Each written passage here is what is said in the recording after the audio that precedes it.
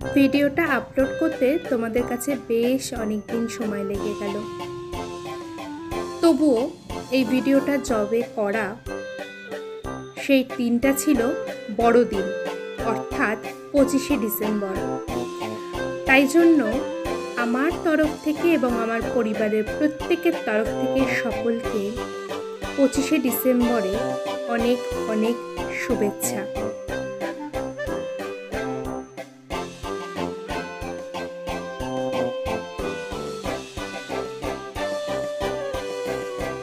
এই প্রথমবার সৌমেন আমাকে নিয়ে গেছিল 25শে ডিসেম্বরে চার্চ দেখাতে।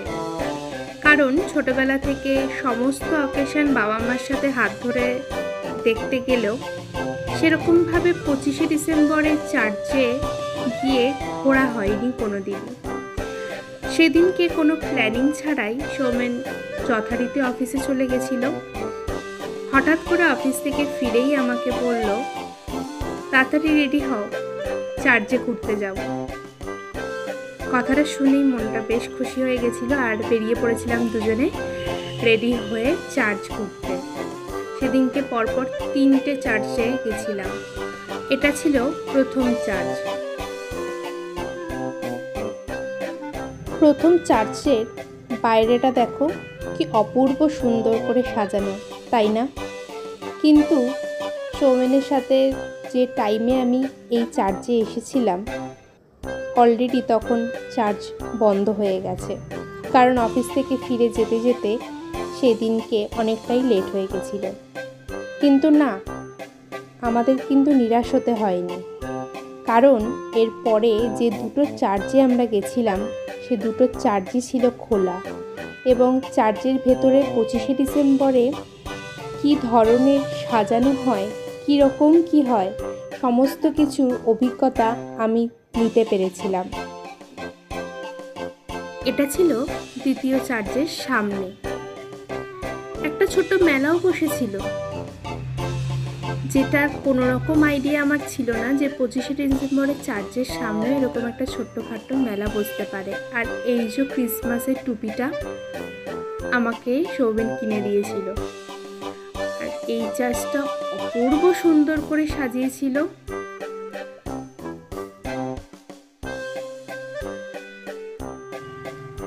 লোকের ভিড় দেখে তো আমি অবাক। দুর্গাপুজো, কালী পুজোর মতন 25শে ডিসেম্বরেও যে চার্চে এরকম ভিড় হতে পারে আমার কোনো রকম আইডিয়া ছিল না। এরপর সোজা ঢুকে গেছিলাম চার্চের ভেতরে। চার্চের ভেতরটাও অপূর্ব সুন্দর করে সাজানো। যেহেতু তোমাদের প্রথমেই বললাম এটা আমার জীবনে প্রথম 25শে ডিসেম্বরে চার্চে ঘোরা, তাই সম্পূর্ণটুকখানি অভিজ্ঞতা আমি নিতে পেরেছিলাম শুধুমাত্র ওই সৌমেনের জন্যই।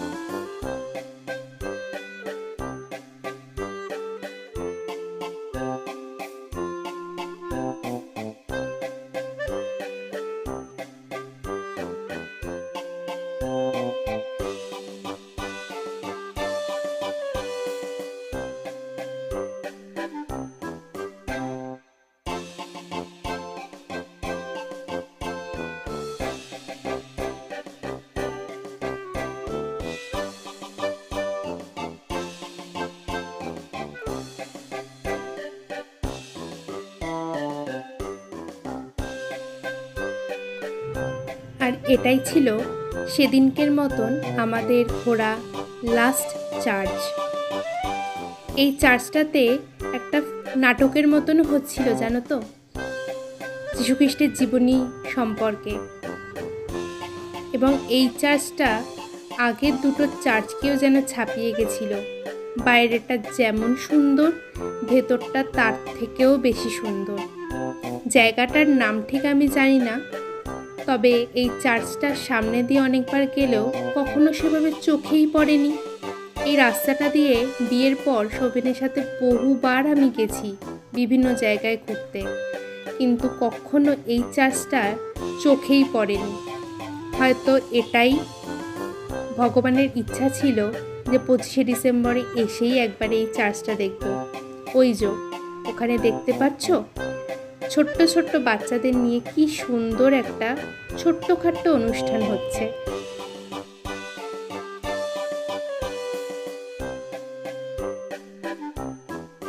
আর এই চার্চটার বাইরে এত সুন্দরভাবে যীশুখ্রিস্টের ছোট্টবেলাটা একটা থিমের মাধ্যমে ফুটিয়ে তুলেছিল, যা ভাষায় প্রকাশ করার মতনই নয়।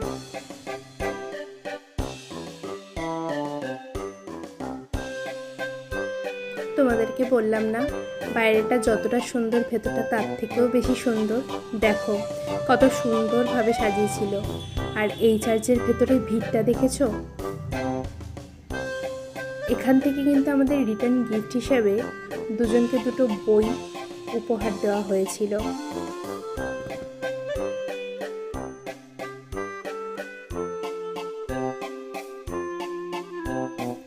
25শে ডিসেম্বরের সন্ধেটা আমাদের দুজনের বেশ আনন্দ করেই কাটলো। আসছি আবার একটা নতুন ভিডিও নিয়ে, ততক্ষণ অবধি সঙ্গে থেকো। টাটা।